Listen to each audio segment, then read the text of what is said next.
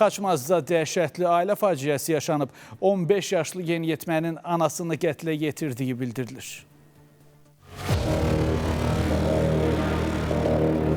Hadisə rayonun Qadaşabah kəndində baş verib. Həmin vaxt ana və oğul evdə ikisi olub və oğlan anasını amansızlıqla qətlə yetirib.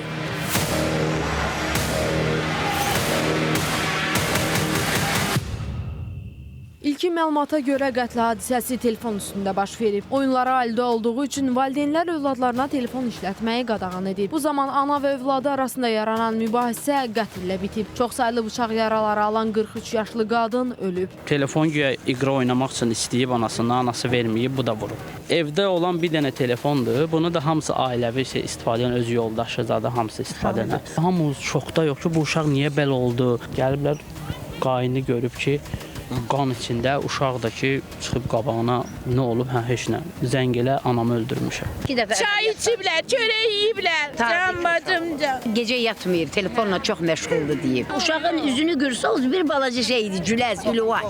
Həm də 9-u bitirib bu il. Kifayət Lətifovanı öldürməkdə şübhəli bilinən 15 yaşlı oğlu polis tərəfindən saxlanılıb. Faktla bağlı Xaçmaz rayon prokurorluğunda cinayət işi başlanıb. İstintaq araşdırmalar aparılır. Emin Vaqifoğlu, Diana Cəlali, Space Xəbər, Xaçmaz.